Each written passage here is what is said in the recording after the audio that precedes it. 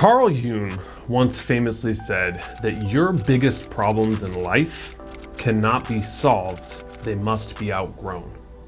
Talk about a shower thought. Your biggest problems in life cannot be solved, they must be outgrown. We're going deep today, guys. I mean, you know, when we bust out the charts with these beautiful graphics, if I must say so myself, look at this. We got fire and brimstone today. If God don't want guns, why he say so in the Bible? Southern hat and everything. Let's go prosperity gospel. You know what? God wants you to have a Ferrari. You fly that jet. He wants you. You're likely in a stage of life right now that you once would have traded to be in. You know, once I graduate high school, all my problems will go away. I can't wait to be in college. Boom.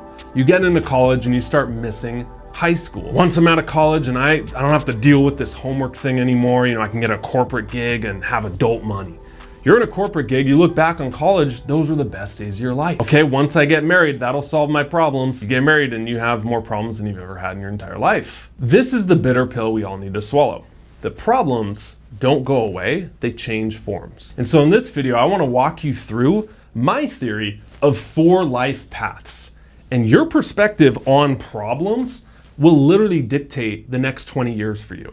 I can't underline this enough, how important it is for you to check your approach when it comes to problems, expectations, and your life. Oh, briefly, I should explain the chart just so you know what you're looking at. So if you rank ordered all your vibes throughout the year, we could put them on a scale of positive 10 to negative 10. Positive 10, this is heaven. You're like on cloud 9, you're euphoric, you just got a $10,000 raise, you just met the love of your life, you just hung around family for a week and you loved it. That's a positive 10 peak experience, you on vacation, loving life. Negative 10, this is, I mean, maybe you've experienced this, hopefully you haven't. I personally have. This is hell on earth. Nothing's working. You're in a pit of despair, you're in a deep depression. When is this gonna end? And then right here in the middle, we have nothing's good, nothing's bad. This is just neutrality, okay? First life path with problems. This is what I call the low vibe life. You're oscillating between nothing being wrong and things being catastrophic. This person's view on problems is that they're bad and I'm not supposed to be having any. Something is fundamentally wrong with me because of my problems. Because of how I feel when I wake up in the morning, because of the feedback loop when I go to enter a conversation and people don't give me attention, so that reconfirms why I'm bad with people and I deserve to be alone my whole life. Moreover, they view their problems as unsolvable. I am this person, I'm going to be this way forever. Life's a bitch, then you die, right? So this person is constantly in a state of either escapism, trying to get away from their problems, or hedonism, the relentless pursuit of pleasure at all costs. You know what the worst part about this is? Is that there's actually something called hedonic adaptation. Hedonic adaptation is like, you ever gotten a TV? Okay, I got one a couple months ago when we moved into this place. And we went from like this, you know, humble 50-inch, nothing crazy TV to like, boom, 70-inch, 75-inch flat screen. And TVs are cheap, by the way. I couldn't believe it. It was like $500. Wasn't even expensive. So we got this new TV that's 75 inches.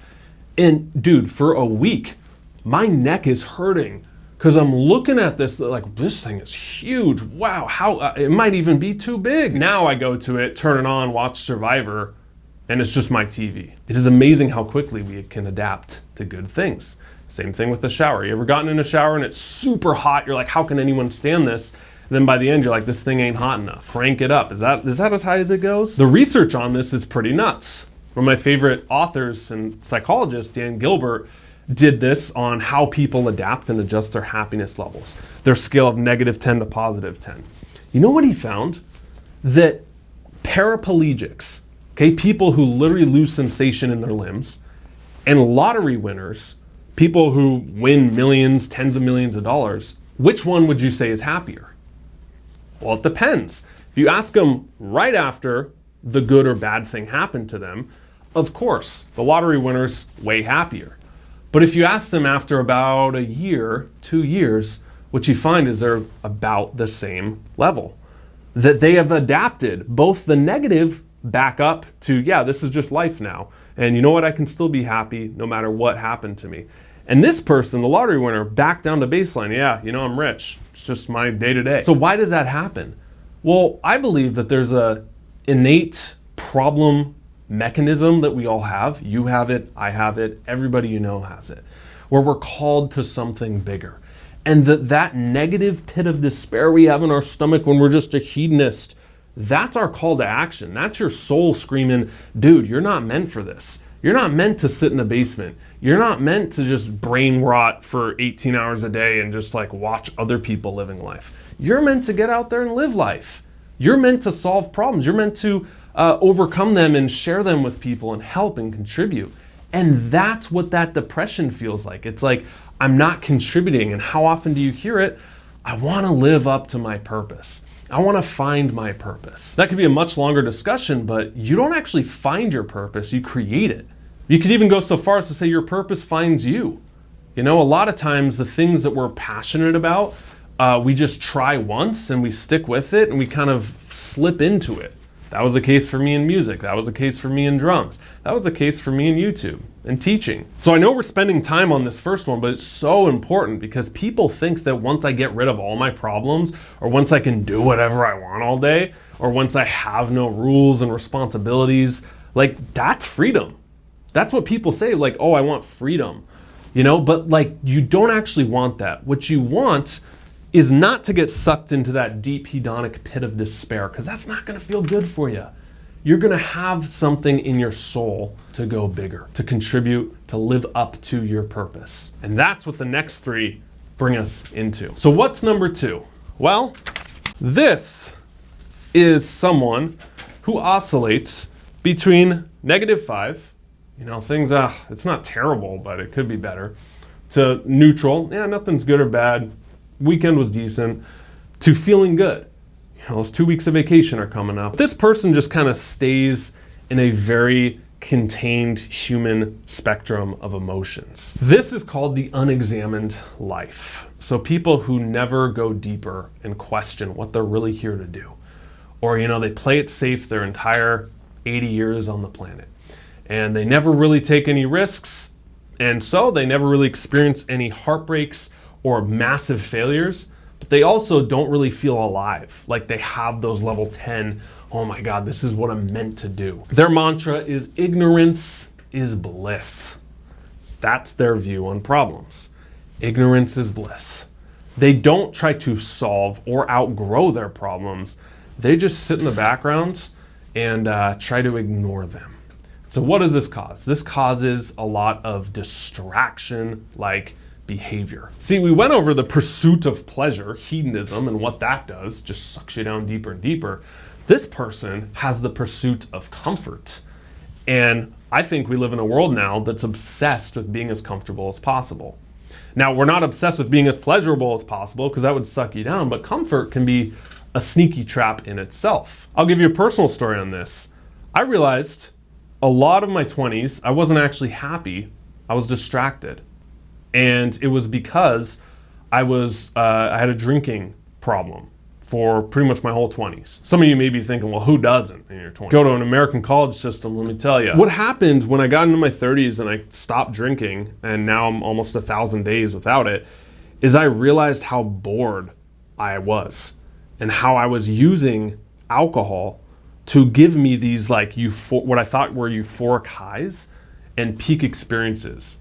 With people. I drink and loosen up and life of the party and, super charismatic and come alive. And then it switched to me drinking alone as an escape of the stress of jobs and running a business and the uncertainty that comes from being an entrepreneur where your future's in your own hands, and that can be hard to deal with. And anytime I would feel a sense of anxiety come up, I would just drink and suppress it down. And so it was my way of comforting myself. That, ooh, there's a feeling here, that's a wrong feeling, let me drink, and now that feeling's gone. And when I quit, I realized how bored I got. It wasn't even that I missed alcohol, I just missed how time would pass when you drink, and you can stay in one location for 4 hours with people that you just met, and boom, it's like time travel. You hop on a plane, the flight attendant hooks you up with a double. We're already here 3 hours, are you kidding me? Best flight ever. Crying to airplane movies. And when I removed the drinking, what I found is that deep sense of boredom was really just suppressed anxiety. And so over the course of the year, I've really been working with that and kind of moved into this life path, which I'll share with you at the end here. So the relentless pursuit of comfort that we have of distracting ourselves. You look at social media. What is that? It's a distraction. It's literally just scrolling. Boom, pay attention to this thing, outrage, this thing's entertaining. Here's a dog that can talk. Here's a bird that can talk. I worry about being too deep in these videos because on YouTube, if you are more, mainstream, superficial, you get way more reach, but I think you can handle it if you're still here. This is like super, super, super deep, okay? What I realized when I stopped drinking and I woke up and I didn't run or suppress anymore, a lot of what I experienced that I would label as happiness was just relief. What I thought I was running towards, I was actually running away from. It wasn't like, I made a lot of money. Yes, this is exactly what I wanted. It was, thank God I'm not broke. Thank God I don't have to move back into my mom's basement. Thank God I'm not trapped anymore. For some people, this is not euphoria like, I love this person, I'm in a relationship. It's, thank God I'm not alone. It is amazing how different the feeling is. I've spoken about this at length with my coach, and he described it beautifully. He's like, Clark, if someone holds your head underwater and you're like gasping for air and struggling around, as soon as you come up, that feeling right there feels amazing, doesn't it? You feel euphoric. You've been deprived of oxygen. You breathe it in, you light up. You feel like the world's open to you. That's not happiness, that's relief. Because you've been deprived of something for so long. When you finally get it, you're tempted to call that happiness, but that's just your natural state. That's relief right there. You're getting what you should have gotten all along and we have right now, which is oxygen. Sometimes getting what you want shows you that, maybe that wasn't it. And this is why you hear stories time and time again of, I had it all, I still wasn't happy, right? Like that's a cliche in Hollywood for a reason, because a lot of the times the goals we set don't actually make us happy, they make us relieved. Oh God, I'm not broke. Oh God, I'm not a failure. Oh God, that finally worked out for once. So it's very, very different. And if you don't go after this, you just go after this, you're gonna experience distractions and you're gonna experience relief. I get 2 weeks off from my job. I feel relieved. I had a problem, but I solved it really quickly. Okay, panic mode off, I'm relieved. It's this very limited spectrum is what I'm trying to say with this existence. Tying it back to the theme of our video. If you just try to solve your problems, that's not what's gonna make you light up. You have to outgrow them. And outgrowing is also outgrowing and evolving past this spectrum. Now, I know what you are thinking. You're thinking that this life right here is gonna be predictable. That it's just gonna be from here to here, and that's why you gotta pursue self-improvement. So you can just be blissed out, no problems, everything's going your way, you're on cloud 9. Well, that, my friend, is actually, looks like this. Most positive videos like this would say, and that's our goal, and you can do that when you look at yourself and you get growth, and now you never have any problems. When you raise your vibe and you just stay there permanently, your whole life is open. And I used to say that. I used to say things when I was very early on in my coaching and understanding of life, and I didn't really have much life experience. I used to think that was the goal. But I quickly learned how this sets you up for misery. If this is your expectation, your life will look more like this.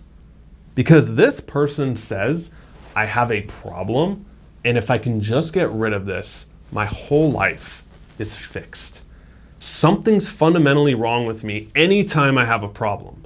That's a sign that I'm not in this. And they beat themselves up and they self-attack like no other. Or worse, this person gets in a relationship and their expectation is this all the time. And so they get in a relationship, and when they start fighting, they say, this ain't it. I'm not supposed to fight with the person that's my soulmate, that's my twin flame. We're not supposed to fight. This person's not it. And so they jump to the next one, next one, next one. As the saying goes, wherever you go, there you are. Not realizing that they were 50% of 100% of the fights that they were in. Not everybody's a narcissist. Okay, in fact, very few people fit the clinical definition of narcissism, but it's a word we throw out now when something doesn't work out to absolve ourselves of taking any of the blame. I know that's very hard to hear. That's a punch in the gut. If you're finding the same problems showing up over and over and over again, it takes a big person to look in the mirror and say, you know what? Maybe it's me. Maybe there's something I'm contributing to this. Maybe what I'm getting so triggered by is a projection of my shadow, and it's that I see myself in that person. And maybe everybody's a projection of my shadow. So when I look at people online arguing and being crazy, maybe I have some of that in me. And if I analyze and audit all my conversations, maybe the ones that weren't recorded, I was that crazy person. But like I'm seeing a recorded version of it online and it's triggering to me, and now I can point the finger and laugh instead of point the finger back at myself. There's a saying, anytime you point the finger, what do you got? 3 pointing back at you. The fantasy life. Once I get rid of all my problems, or I win the lottery, or I get rich, then I never have to think about money. Doesn't exist. Let me tell you, I've been every single stage of the financial spectrum. Dirt broke, literally negative net worth, like negative $30,000. I know what panic comes from that. And what, especially being a man who's supposed to be the provider and supposed to be able to pay for things, and all the societal pressure that comes on you. I know you felt it if you're a guy, to make money, and not having that and just feeling like a loser. And then seeing other people take what I labeled at the time easier paths and being jealous of them. It sucks. It really sucks. Going on a date and hoping that she orders chicken instead of steak because it's like $3 less on the menu, right? And you're like, oh man, come on, please order chicken, please order chicken. Having a fantasy that once you make a lot of money, once you become a millionaire or whatever your goal is, then you never have money issues. Not the case. Not the case at all. Insurance is expensive. Protecting your assets is expensive. Realizing to make a lot of money, it costs a lot of money, an expensive team, expensive overhead. I know some entrepreneurs who say they make 200 grand a month, but they're spending 180 on overheads, team, and ads. One dial isn't tuned correctly and boom, you're out 180 grand next month. Like this, you're playing at a different level. This stuff goes fast. Health, once I get a six pack, once I get my wedding weight that I was in high school or whatever it is, then I can finally chill with working out. It's not the case. People get in and out of shape all the time. That dream body sometimes isn't a dream to maintain. It's hard, it's limiting. And a lot of these self-improvement videos, I think sometimes can give you this fantasy life that it's one and done. Like once you do it, you never, the effort stops. And that's just simply not true. And you don't want it to stop because then life would be ultimately boring. Yet all marketing will sell you this. And you're like, I don't consume much marketing. Social media platforms are nothing but marketing. I mean, there's education obviously on there. TikToks and Instagrams, like it's just marketing. That fantasy. And we know this with Instagram. There's that whole expectation versus reality. Santorini, Greece. And the expectations like beautiful ocean, white rooftops, blue like your eyes. And then the reality, it's like a bunch of like smoking tourists who sprayed a whole bottle of cologne wearing Express with popped collars and Versace shades walking around. Hey, you mind taking a photo of us? Okay, thanks, man. That's much of life, okay? Much of life is people selling you a fantasy, and don't buy into it because then you're gonna think something's wrong with me. I have problems, other people don't. That's not the case at all. So I just wanna be infinitely clear, this is a myth, and this is a fantasy life, and this doesn't exist. A lot of people perpetuating, I'm perfect, my life's great, I did this one thing and changed forever. If they're not forthcoming with their own struggles, with their own problems, with things they still struggle with, it's a lie. That's why in videos I talk about drinking. That's why in videos I talk about anxiety, how I still struggle today with a lot of this. So like a relationship coach that says they never fight and they're just perfect and they're blissed out 24/7. Those are the ones in a year's time who announce that they're getting a divorce. Versus the ones you can look at who like give seminars that are keeping it real. They're like, my husband still want to rip his head off. Why'd I marry the asshole? Like those are the couples right there that are real. And it's not this. It looks more like, you ready for the last one? This right here. The full spectrum of everything you can experience. It looks more like this. This is how life looks. That you're allowing yourself to feel everything. This person views problems, they're unsolvable. This person views problems, ignorance is bliss. This person views problems, I'm not supposed to have any. Where's my fantasy? This person views problems as an opportunity for growth. Your biggest problems in life cannot be solved. They can only be outgrown. When you pursue growth, this is what it actually looks like. Allowing yourself to feel everything, not resisting, not suppressing, not escaping, not withdrawing.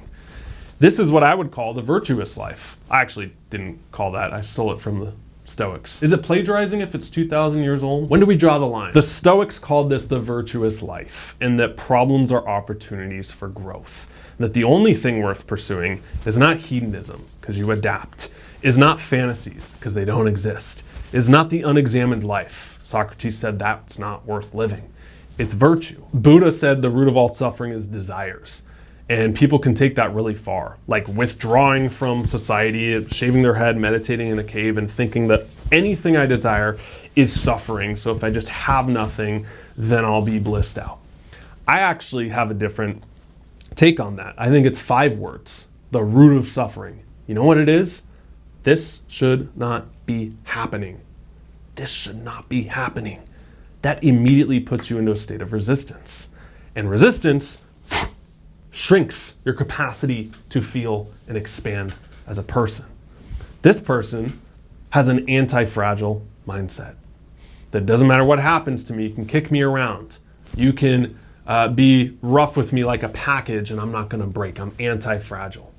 And I think a lot of the mental health problems we have today are from a state of fragility, where someone said something to me and it broke me. So now I need a safe space because language is breaking me. He tweeted something mean and now I'm broken. I felt like quitting my job, so I just told my boss, he's crazy and I don't need nothing from him. I did it because I felt like it. Like, that's all emotional reasoning, which is a cognitive distortion if you look at CBT, because your emotions change like the wind.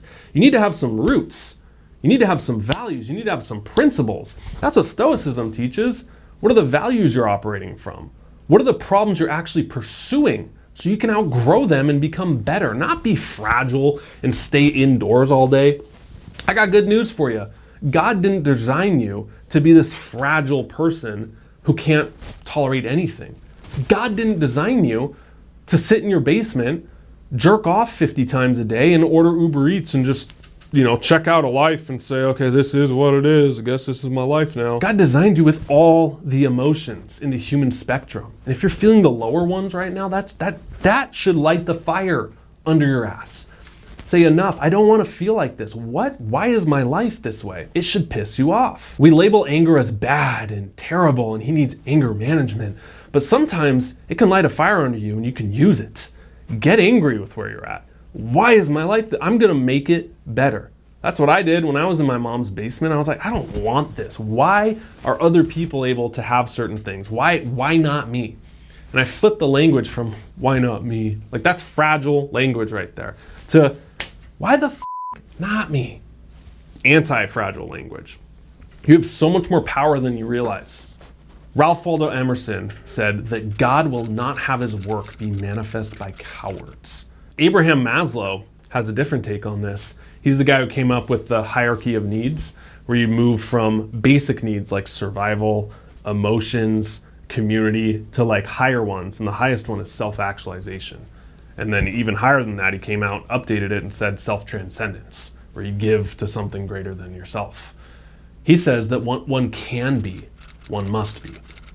So what you can be, your potential, you have to be. Otherwise, there's always going to be a part of you that screams like your head's underwater, gasping for oxygen. This ain't it. I need something different. And then finally, when you start taking risks, watch the synchronicities come into your life. Like, you don't even need to know how right now. Well, how is this going to work out? If I post a YouTube video, it's just going to be a waste of a weekend, right? I don't know how. You know, if I had said that back when I was in my early 20s, not even this channel, okay, not even this career we're talking about here. Had I said that in my early 20s, I wouldn't have posted these cringy drum YouTube covers. But I did. I said, you know what? I don't know how this is going to work out, but I just feel called to do this. Let me give it a shot. Posted probably a dozen or two. One of those videos, 8 years later, a band saw me. And they're like, dude, we need a drummer. Come to LA. I went to LA. The rest is history. I flew. We did festivals to 30,000 people. I got to play on late night TV. I got to open for Post Malone. Like, childhood dream right there. I still get goosebumps and pinch myself. Like, that happened because I said, I don't know how. I'm just going to trust in this and do something different. I'm going to say yes to things. So what do you need to say yes to? What do you need to open yourself to? More importantly, what do you need to outgrow? Remember that your biggest problems in life cannot be solved. They can only be outgrown.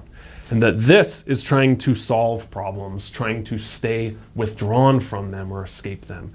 That when you embrace the lows and you use them as motivation, you also get more of the highs, the full spectrum.